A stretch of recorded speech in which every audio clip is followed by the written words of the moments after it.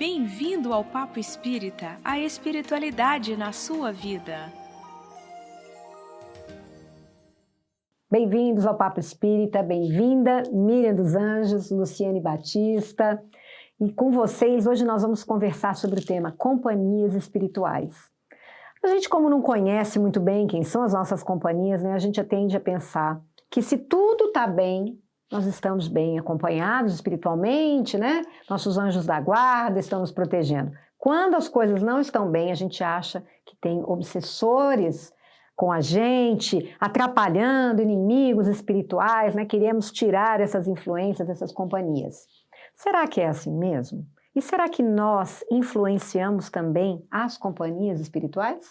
Então a gente vai conversar sobre esse tema à luz da mensagem Companhias Espirituais, no livro Bilhetes Fraternais, livro 3, do Espírito Rodrigo, né, Miriam? Esse é o Espírito Rodrigo que traz para nós essa mensagem. E a mensagem já começa citando uma frase do Espírito André Luiz. Somos arquitetos de nossa própria estrada e seremos conhecidos pela influência que projetamos naqueles que nos cercam. Então, Miriam, vamos começar com você. O que o André Luiz quis dizer com essa frase? Bom, eu vou dizer o que eu entendo, né?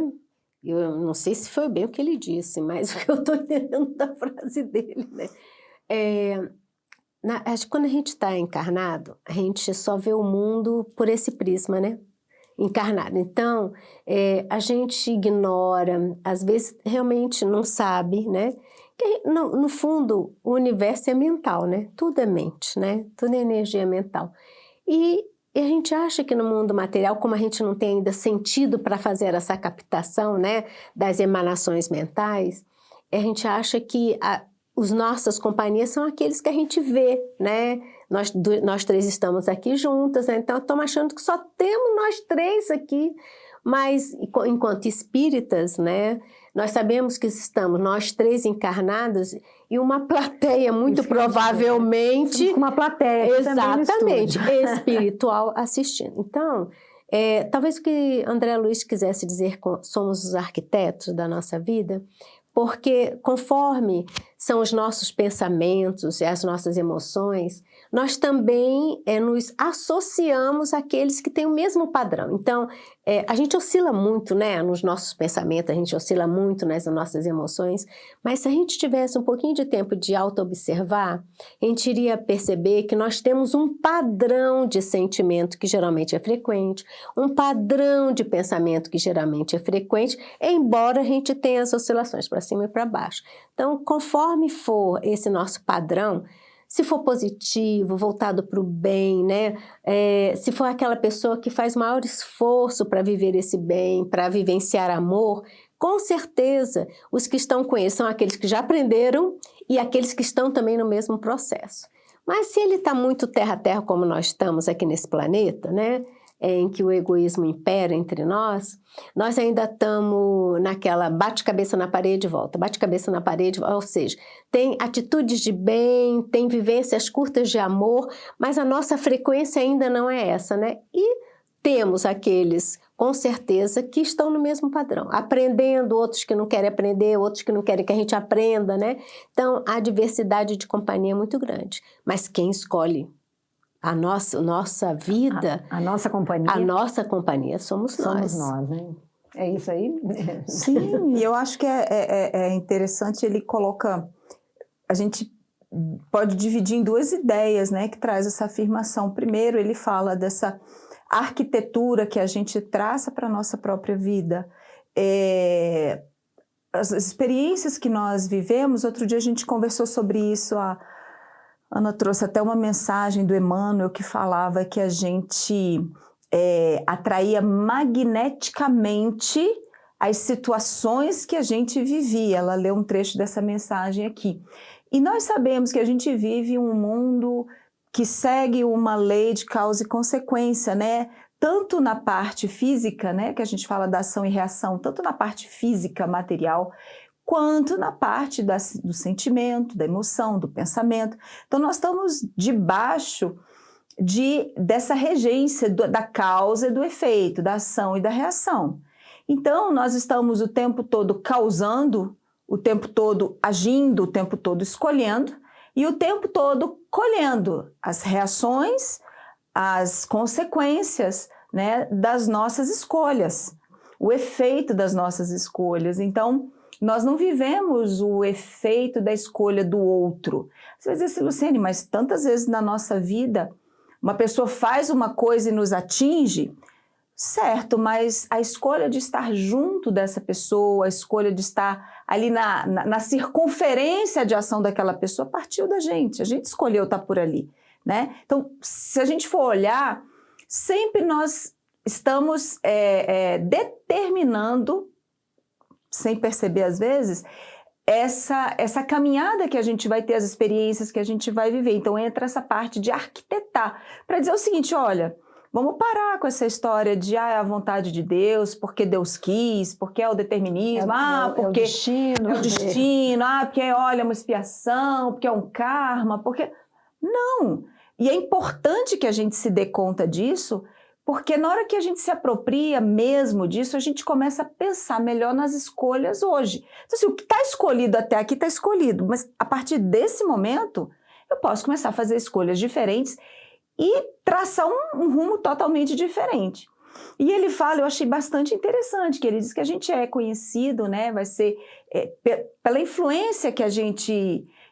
projeta naqueles que nos cercam. Que nos cercam. Então, assim, não adianta eu ter um coração maravilhoso se isso que eu trago no meu coração nunca se transformou numa atitude. Não adianta nada que eu tenha ideias muito bonitas e muito boas se elas nunca saíram da minha cabeça, se isso nunca se transformou. Se o meu comportamento, a minha postura não é guiada por aquilo que eu acho que eu tenho de tão bom em mim, se a gente... estuda o Evangelho, né? Porque Jesus é o nosso referencial. Jesus é tão claro na sua vivência para apontar, né, qual é o caminho. Eu posso saber tudo aquilo, eu posso admirar, eu posso gostar, mas se a minha atitude não estiver coerente com aquilo, e se eu não imitar Jesus... Não é questão de comportamento, né, Luciene? Não é fazer-se né? Exato. Então, assim... não adianta nada eu ter aquela devoção, aquela admiração, mas as pessoas que convivem comigo encontram uma pessoa irritada, uma pessoa individualista, uma pessoa indiferente. Isso está tudo fora daquela mensagem, daquela vivência linda que eu guardo no mais sagrado da minha alma. Então, é exatamente a nossa projeção no mundo, são as nossas atitudes, são as nossas posturas, e é isso que vai determinar o que as pessoas pensam da gente, a forma como as pessoas nos veem e que vai, vamos dizer assim, confirmar ou não confirmar aquilo que a gente acha que tem dentro, né? Porque às vezes a gente tem uma impressão sobre si mesmo, sim. Mas aí quando você pergunta para o outro vai dizer, não, você é isso assim, assado. Não, mas como? Eu não sou assim. A pessoa dá 2, 3 exemplos, às vezes tem muito mais exemplos, né, não, porque você faz assim, você age assado, você fala tal coisa.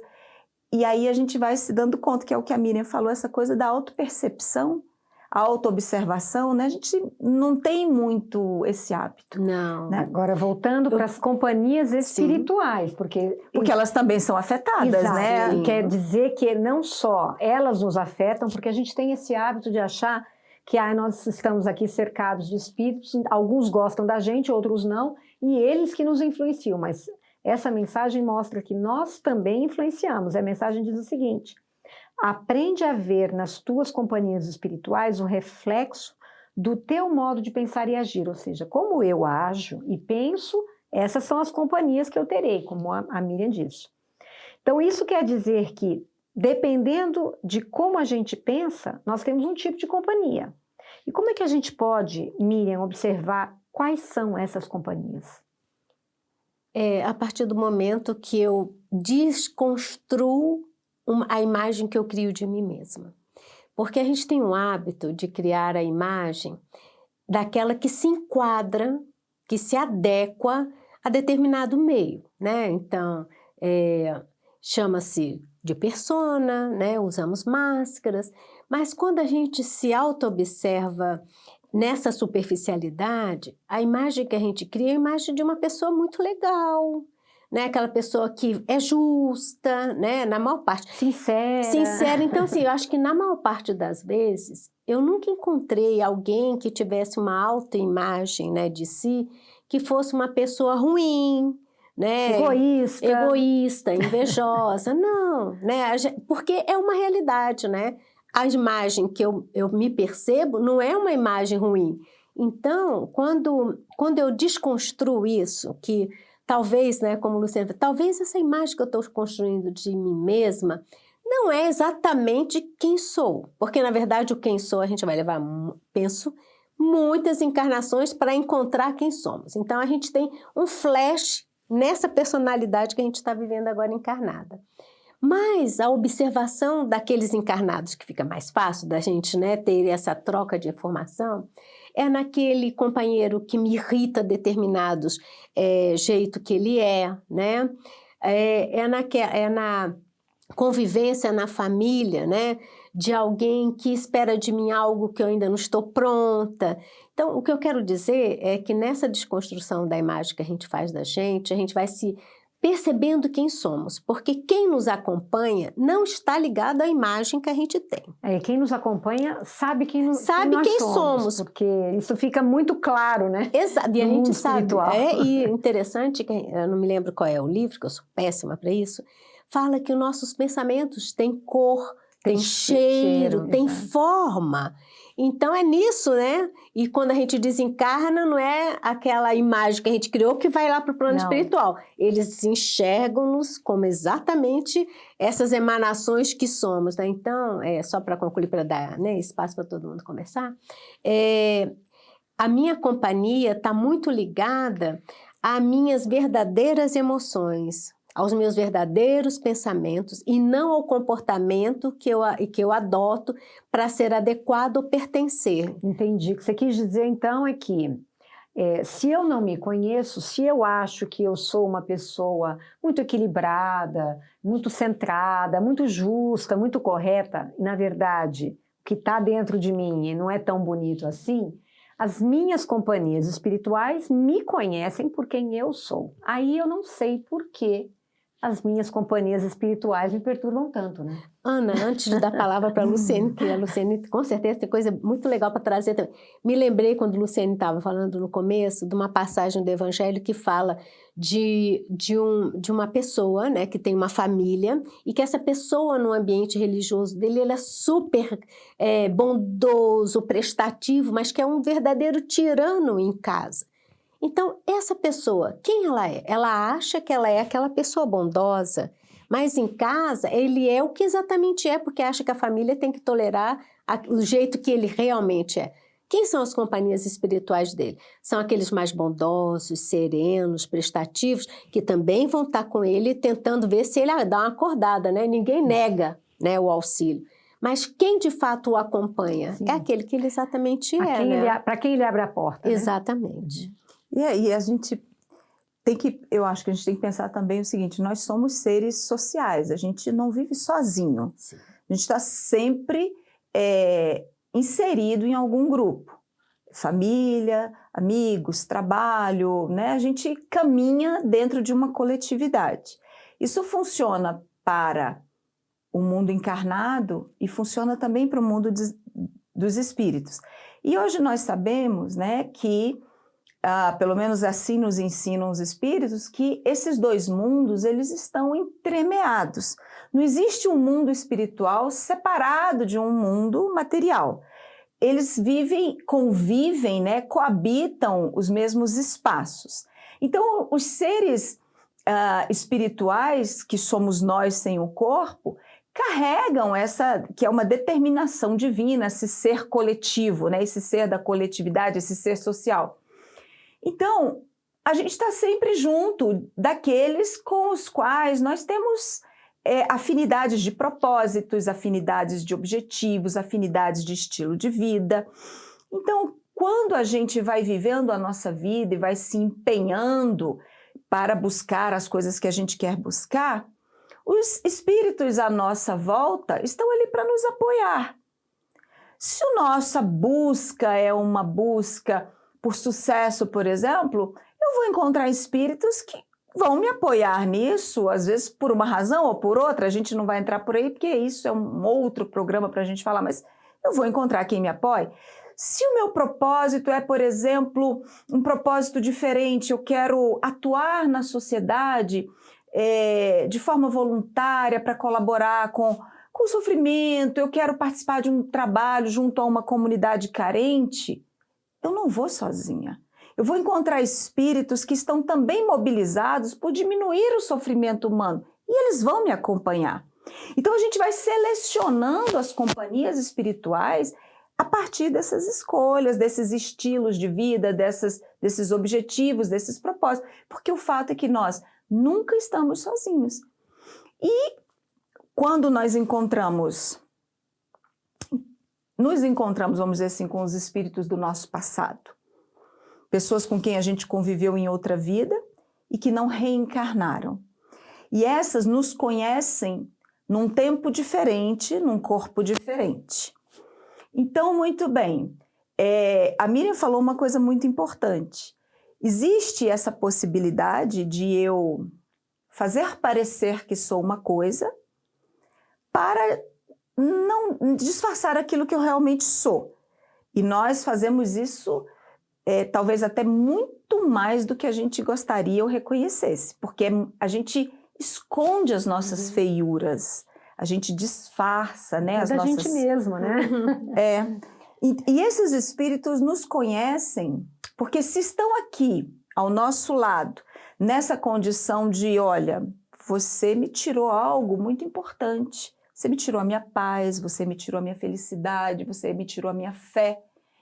E desde então, a minha vida é essa escuridão. E isso não é justo. A gente precisa equilibrar essa balança. É por isso que os espíritos do nosso passado, a quem a gente prejudica, eles nos encontram e vêm reivindicar aquilo que lhes foi tirado por nós. E eles nos observam. A gente escuta muito isso nas reuniões mediúnicas, né? Então eles nos observam, só que eles partem de um ponto. Primeiro eles nos descobrem, né? Mesmo em corpos de gêneros diferentes. Às vezes dá trabalho, né? Mas, então a primeira coisa, assim, eles partem de um ponto, uma parte, um eu nosso que eles conheceram.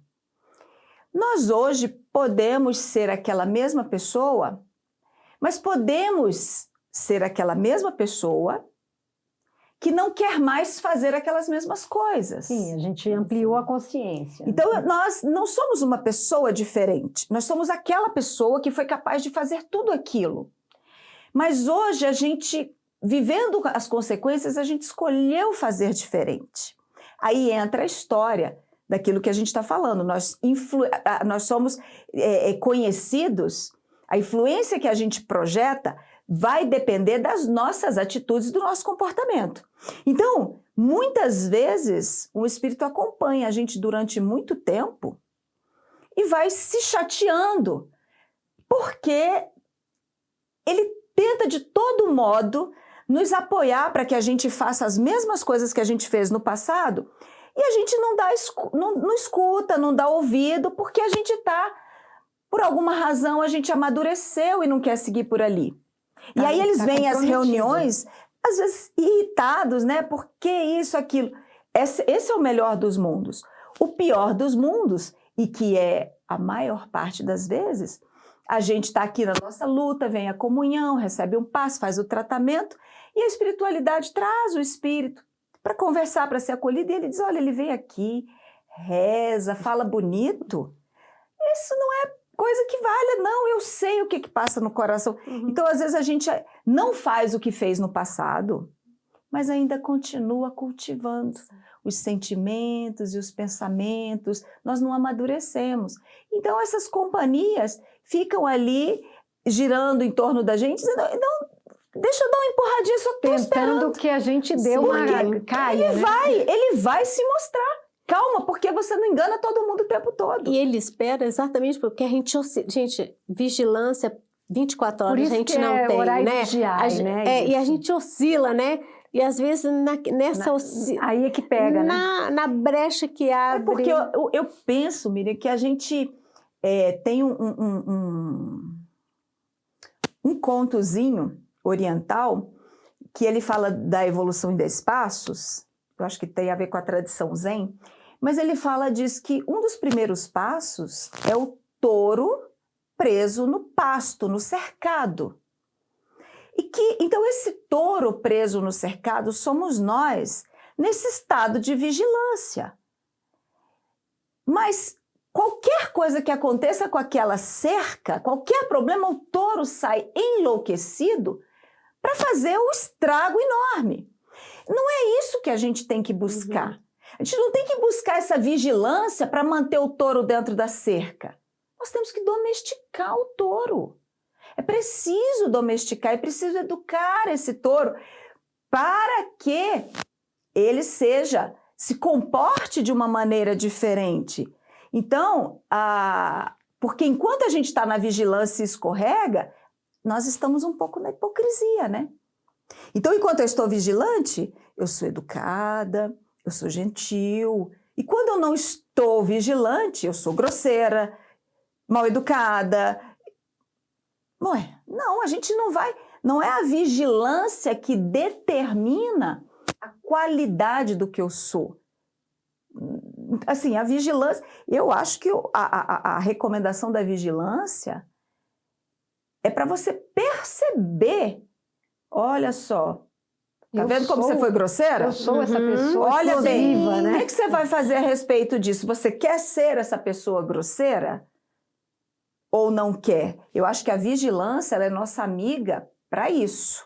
Com certeza, Né? Mas é nesse sentido, porque você tocou num ponto importante, porque a vigilância do controle, né? Então aquela rigidez que não posso fazer, em algum momento vai falhar, porque isso não vai existir, né? A cerca, em algum momento, pelo tempo, por alguma tempestade, dificuldade na vida, mas é uma vigilância que acompanha o nosso processo de autoobservação, de autoconhecimento. Porque quando a gente vai fazendo esse caminho interno, a gente vai percebendo que a gente é grosseira, que a gente às vezes tem raiva, às vezes não, é uma emoção básica, a gente tem raiva, a gente tem tristeza, né? E quando raiva, por exemplo, raiva, inveja, são sentimentos que a gente aprendeu trazendo de muito tempo que isso não é bonito, né? Então, a gente vai escondendo. Então, quando eu começo a olhar para mim e vejo, poxa, senti raiva, engoli, mas senti raiva. Então, quando eu estou olhando, a minha vigilância é, olha, você sentiu raiva, né? Como é que você vai lidar com essa raiva? Porque a raiva em si não é ruim, depende para onde eu direciono essa energia, né? Se é uma raiva de agressividade, de quase, né, maltratar o outro, é uma raiva descontrolada. Mas se eu tenho uma raiva que me impulsiona, poxa vida, eu não consegui fazer, mas a próxima vez eu vou tentar de novo. Se eu redireciono essa energia, eu consigo fazer outras coisas, né? Então é nessa vigilância mesmo, sabe, Luciene? Que aquela vigilância de cercado, a gente não consegue mesmo. E é nisso que os espíritos se esperam, né? Porque se a gente acha que vigilância é isso, né? Tanto é que muitas pessoas públicas, né? Porque a gente aí fica sabendo, grandes quedas. Você vê que assim é uma situação, é uma faísca e aquilo causa um prejuízo para a pessoa, às vezes gigantesco, né? Até assassinatos, até crimes acontecem, né? Mas essa mensagem, ela traz, como vocês estão dizendo, a responsabilidade para nós, para não só as companhias espirituais que nos acompanham, como também a nossa influência sobre essas companhias espirituais. Então, é como a Luciene disse, se eu tenho aquelas pessoas que vêm me cobrar, né? Como é que eu influencio positivamente, já que estamos num mundo de provas e expiações, o mal predomina, então as nossas companhias espirituais, algumas nos amam, outras nos odeiam, né? E como é que eu influencio essas que ainda estão presas ao ressentimento, ao ódio, à mágoa, né? À tristeza? Como é que eu transformo a minha atuação, os meus pensamentos e atitudes, também num processo educativo de quem está do outro lado e eu não estou vendo, né? Mas também está me acompanhando. Olha, eu acho que a gente precisa ter, assim, muita honestidade para pensar nisso, para tratar disso, porque não há como nós influenciarmos alguém positivamente se essa positividade não for um componente vivo em nós, atuante e determinante. Então eu não posso escolher influenciar um desencarnado, por exemplo, todos os dias de manhã. Que eu saio para caminhar, eu visito amigos, eu dou bom dia para as pessoas na rua, eu estou conscientemente querendo influenciar, eu cultivo pensamentos positivos, mas à tarde eu vou para o trabalho. Eu não tenho tempo de influenciar desencarnado quando eu estou trabalhando, porque eu estou ocupada trabalhando. Só que eu influencio o tempo todo. E naquela hora que eu não quero, ou eu espero que eles não me observem ali, ou eu quero temperar o que eles estão observando com isso aqui, a gente não manipula o mundo espiritual dessa forma. A gente manipula os encarnados em certas circunstâncias e a depender das nossas habilidades de manipulação. Nós temos essa capacidade de manipular o outro, nós temos a capacidade de disfarçar as nossas intenções verdadeiras para um encarnado, nós temos como maquiar muitas das nossas emoções, né? Para o encarnado, fazer isso com o encarnado é muito mais fácil. Para o desencarnado, nós somos assim bem transparentes, de uma forma que nós não conseguimos nem imaginar ou disfarçar, porque aquilo que vem dentro de nós, os nossos reais propósitos, as nossas reais intenções, elas ficam bem evidentes porque eles estão acompanhando o que está passando lá no fundo do meu pensamento. Então, eu só posso influenciar positivamente um desencarnado se o meu comportamento, se a minha atitude, se o meu desejo, se o meu esforço de vida é essa tentativa de ser uma pessoa que caminha numa estrada mais positiva, mais amorosa, mais alinhada com aquilo que Jesus mostrou para a gente que era o caminho. Então, eu só posso influenciar positivamente se eu for uma pessoa assim. Não tem outra maneira, eu não tenho como influenciar o mundo espiritual positivamente de outra forma. Luciane, eu lembrei do caso do Divaldo, lembra que ele tinha um perseguidor? Sim. E que ao se tornar uma pessoa que estava trazendo crianças, né, cuidando de crianças, ele foi e recebeu a mãe desse, como um bebê abandonado, a mãe desse perseguidor. E a partir dali, ele parou de perseguir, né? Você veja, Divaldo já tinha uma vida dedicada ao outro. E ele ainda tinha um perseguidor, mas aquilo para aquele espírito que o acompanhava era pouco. Porque ele conhecia aspectos do Divaldo de outra vida, quer dizer, é o touro que está preso ali no cercado. Eu não acredito que esse touro foi domesticado, eu conheço.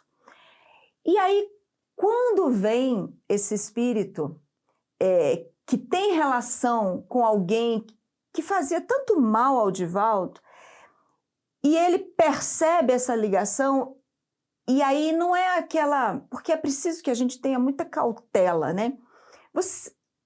Eu faço essa leitura. Divaldo não acolheu porque é a mãe do perseguidor, eu vou acolhê-la, e nisso eu vou para um lugar de superioridade, bondade. Não. Chega aquele espírito, é a mãe dele, e Divaldo pode se nutrir de um desejo verdadeiro de cuidar. Ela precisa, ela é uma órfã. Apesar de ela ser a mãe dele, apesar de ela ter uma ligação com ele, eu vou acolhê-la. E quando ele vai acolhê-la, e sabe-se lá qual é a relação que Divaldo tem com esse espírito, porque você nunca está relacionado com o espírito só. Se são mãe e filho, tem uma relação muito próxima. Pode ser que Divaldo tenha uma relação próxima com essa mãe também, e uma relação talvez não muito boa. Talvez essa mãe faça parte desse mesmo passado incriminatório, vamos dizer assim, do Divaldo. E ele acolhe com amor. Quando ele acolhe com amor e o espírito, então, percebe o que genuinamente está motivando aquele acolhimento, é que então ele pode fazer essa avaliação. Bom, eu sou uma pessoa terrível para ele. Eu dei para ele todas as razões para me odiar. E ele tem nas mãos a oportunidade de me ferir profundamente, que é eu saber que a minha mãe é uma criança desprotegida, e ele poderia simplesmente rejeitar o acolhimento, não quero, leva ela daqui, e isso me atingiria. Seria uma maneira de ele devolver um pouco do mal que eu fiz. Então, a vida deu ao Divaldo a oportunidade de retribuir o mal. Você está me fazendo sofrer tanto tempo, deixa eu te fazer sofrer um pouquinho. Não custa nada, a casa está cheia. Eu vou, inclusive, para a sociedade até nobre. Não, a casa está cheia, eu não posso. Não vai me causar nenhum prejuízo aqui para todo mundo não aceitar essa criança. Mas eu não vou fazer isso.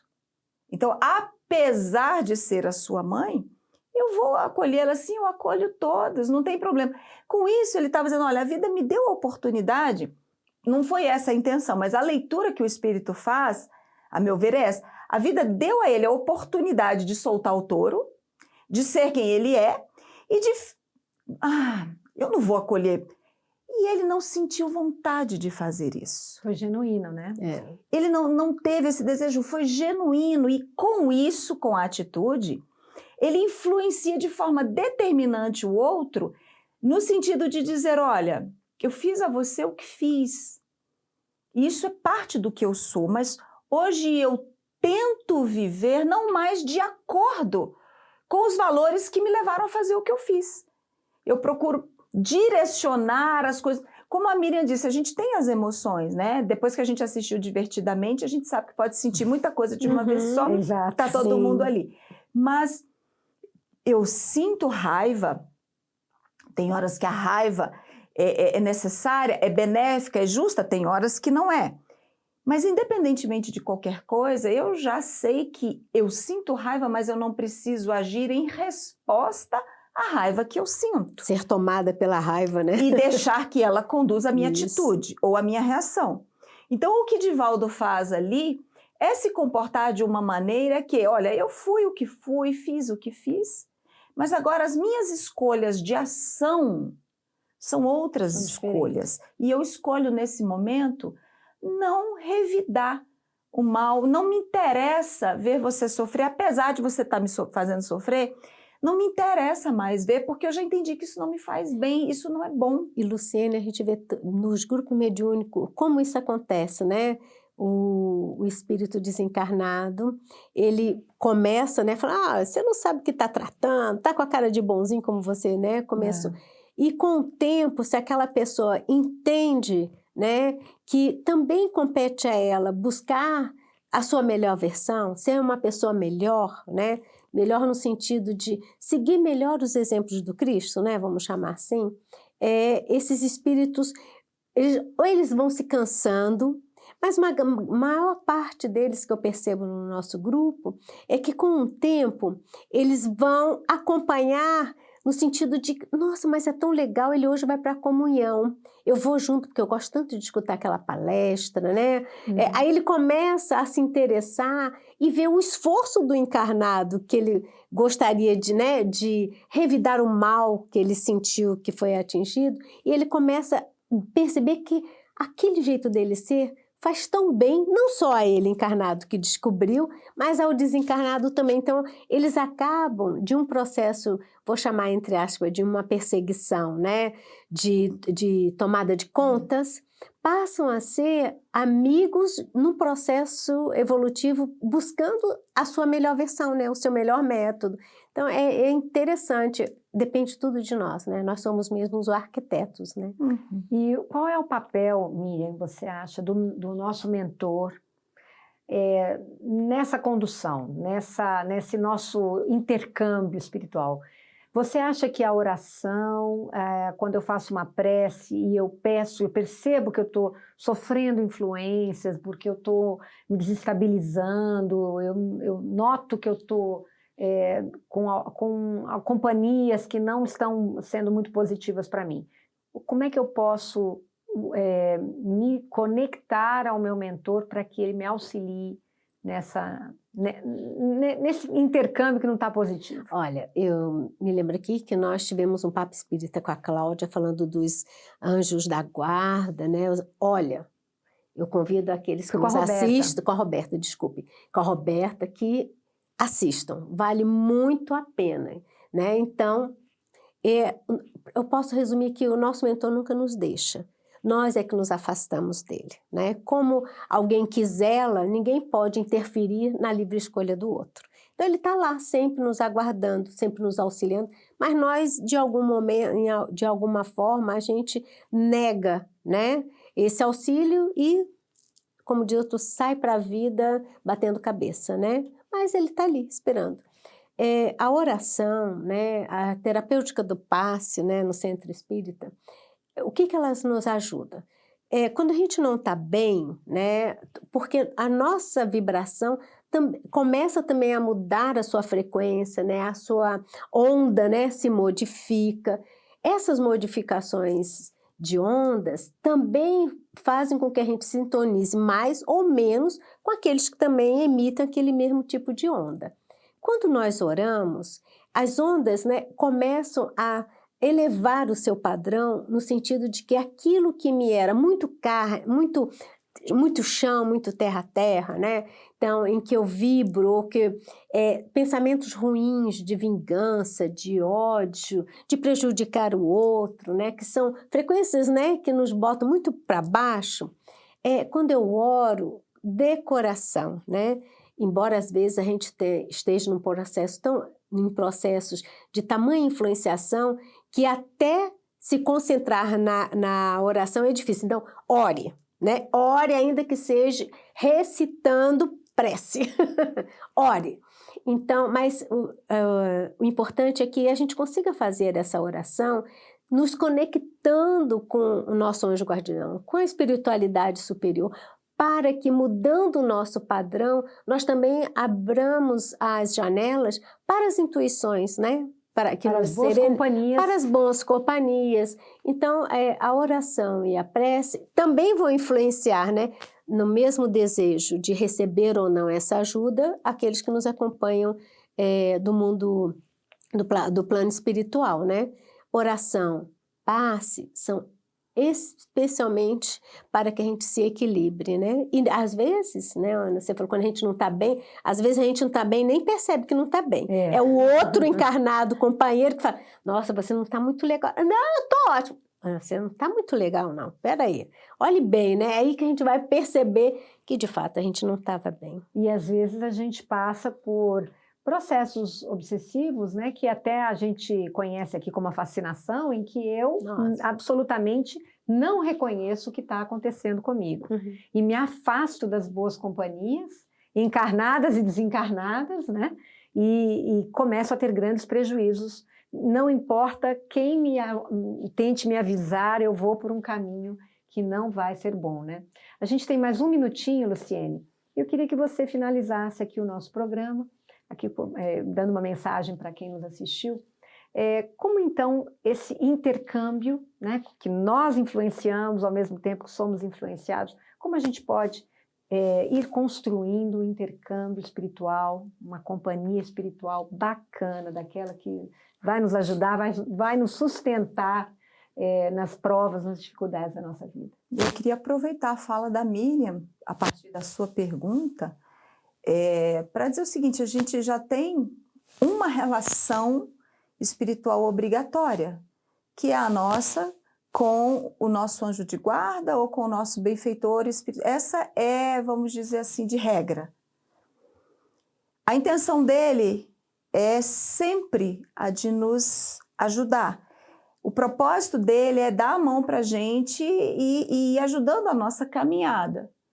Então, talvez, pensem bem, se a gente investir só nessa relação, de que maneira? De eu aprender a estreitar os laços com essa presença por meio da oração, me abrindo sempre de forma sincera e honesta. Me ajude, preciso da sua ajuda. Hoje eu estou vivendo essa dificuldade. Como que eu posso vencê-la? Me ajuda a despertar em mim os potenciais que eu já carrego, que são aqueles com os quais eu vou lidar com esse problema. Porque quando Jesus diz que não tem um fardo mais pesado do que o ombro que está carregando, ele está dizendo para a gente que, por mais difícil que seja a situação, e por mais que pareça que a gente não dá conta dela, nós temos ali dentro as ferramentas, é que nós não as descobrimos ainda. Então, nisso, e por que eu estou dizendo isso? Se a gente está cercado de influências espirituais que nos perturbam, que nos incomodam, porque isso acontece também, a gente às vezes acha, como a Miriam disse mais cedo, a gente se acha uns coitados, então fulano que provoca minha raiva. Então, se eu estou cercada de gente que me faz esse mal, se eu sou uma vítima de todo mundo, então eu posso investir nessa relação, me ajude a sair desse lugar de vítima em que eu estou. A gente sabe que não está, mas você acredita que está? Me dê a coragem que eu preciso para não reagir como eu tenho reagido. Me ajude a descobrir os caminhos em que eu posso expressar aquilo que eu tenho de melhor. Me ajude a trazer luz para essa escuridão aqui. Fortalece a minha fé de que eu posso ser uma pessoa melhor. Me dá ânimo para eu me esforçar. Quando eu caio, ou se eu cair, puxa vida, aquilo que eu recrimino o tempo todo e que eu sei que está errado, eu acabei de fazer. Como eu sou uma pessoa horrível? Não. Por favor, meu amigo, eu estou caída aqui, preciso levantar, me ajude. Como que eu posso?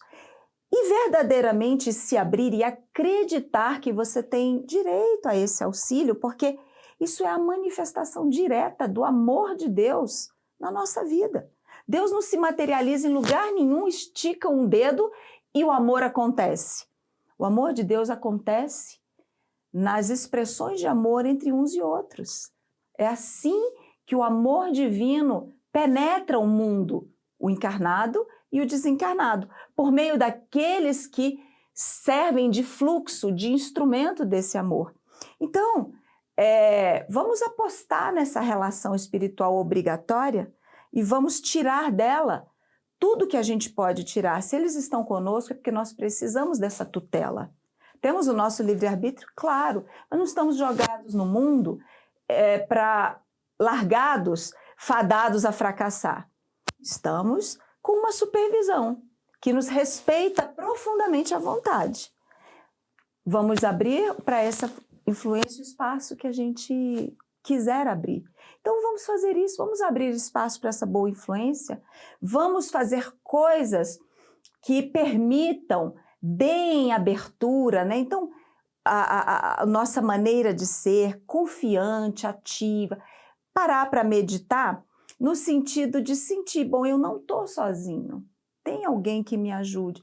Eu não sei como eu vou resolver esse problema, mas eu sei que eu vou receber a orientação, o conselho, eu me sinto incapaz ou enfraquecido, mas eu vou ter esse ombro amigo, isso vai me ajudar. Então, vamos investir nisso. E o resto vai ser consequência de tudo isso de bom que eu estou semeando nessa única relação que eu tenho certeza que existe, né? Essa é a relação que a gente tem confiança, Sim, né? Que está sempre do nosso lado. Então, gostei da forma como você terminou o programa. Miriam, obrigada. Luciene, obrigada. E todos vocês que nos assistiram, compartilhem este conteúdo com quem vocês acham que vai gostar. Deixem seu like e escrevam para nós. Coloquem lá nos comentários o que vocês acharam. Sugiram temas também. Façam perguntas. Esse é o nosso canal de comunicação com vocês. Então, a todos que nos acompanharam, até a próxima.